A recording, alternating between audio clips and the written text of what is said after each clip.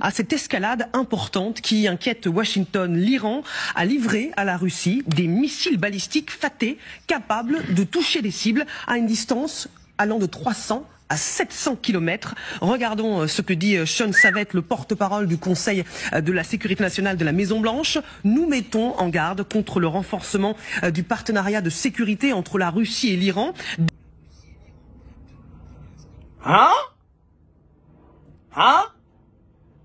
Chers camarades pédophiles, vous avez compris ça? C'est-à-dire que les choses sont en train d'avancer. Les choses sont en train de se compliquer de plus en plus. L'Iran qui livre des missiles Fateh à la Russie. Et les Occidentaux sont fâchés. Mais on va décortiquer cette petite vidéo à deux niveaux. Premier niveau, l'Iran est en train de montrer dans un premier temps qu'il est fort dans le Moyen-Orient. Qu'il est une puissance militaire dans le Moyen-Orient. Vous comprenez ça? Il est en train de montrer que, à partir du moment où l'Iran arrive à livrer, dans un premier temps, des drones kamikazes qu'il livre à la Russie, après les drones kamikazes, il livre maintenant des missiles Fateh qui peuvent frapper à des distances allant de 300 à 700 km. Ça veut dire que dans le premier temps, il peut frapper Israël. Plusieurs fois, il a déjà démontré. Et donc, dans le deuxième temps, il est en train de dire qu'à partir du moment où la puissance militaire russe fait recours à lui, ça veut dire que lui aussi, il est quelqu'un. Donc, on doit le prendre au sérieux dans le Moyen-Orient. C'est le premier message qu'il renvoie aux États-Unis et au monde entier. Deuxièmement, il est en train de dire qu'il n'est pas seul. Au cas où l'idée traverserait la tête des Américains et leurs alliés pour l'attaquer, il doit savoir que lui aussi, il a des alliés. Vous comprenez? D'autant plus qu'il fait partie de l'OCS, qui est une organisation aussi militaire, on va dire, entre guillemets, la Chine, les États-Unis, la Chine, la Russie, l'Iran, l'Inde, tous ceux-là sont dans cette organisation-là.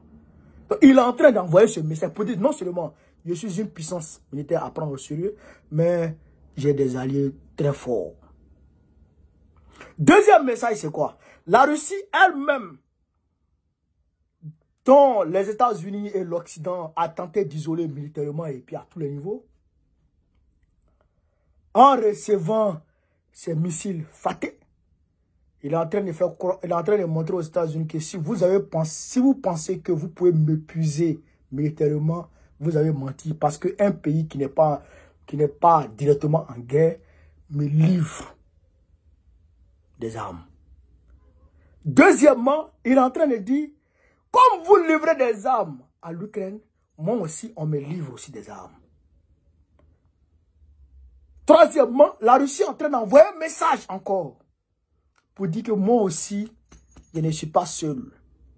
J'ai des alliés qui sont capables à visage découvert de me soutenir militairement.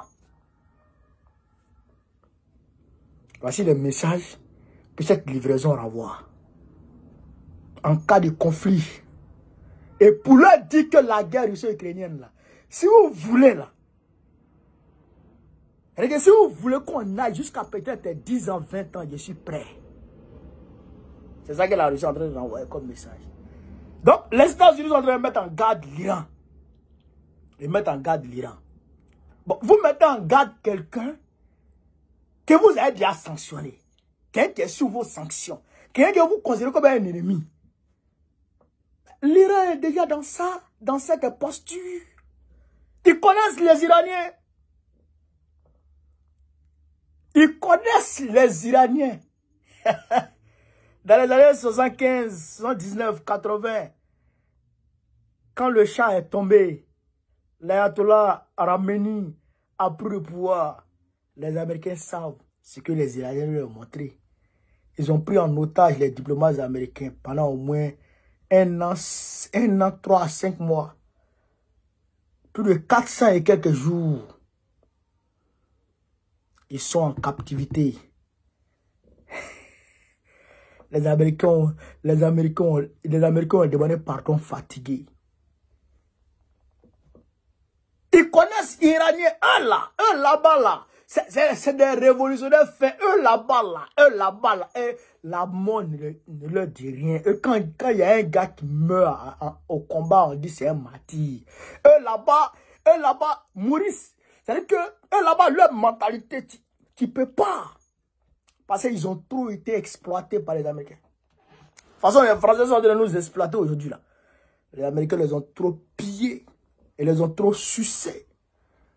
De toute façon, les Français sont en train de nous sucer aujourd'hui, là. C'est comme ça qu'on les a sucés. Voilà. Donc, nous aussi, là, notre révolution arrive. Quand Gbagbo va prendre le pouvoir. Ce n'est pas une guerre. On va pourchasser les Français. On va prendre des Français en otage. Non. Ça, je ne dis pas ça. Mais, j'ai dit que les contrats léonais, là, où la Côte d'Ivoire gagne 10%, les Occidentaux gagnent 90%, ça là, on va arrêter ça. On va mettre fin à ça. Il n'y a pas son politicien. Et il n'y a pas son quelqu'un qui va s'opposer à ça. Nous, on n'a qu'à prendre pouvoir là-dessus. Ils vont nous respecter. Le bataillon Yoroman va se mettre en action, va se mettre en branle. Pour exiger tout. C'est moi qui vous parle, chers camarades pédophiles. Partagez cette vidéo partout à Taïwanati. Sur ce, vive l'Afrique libre, vive le panafricanisme, vive tous les présidents panafricains. Gbagbo président du Côte d'Ivoire 2025, Inch'Allah. On est ensemble.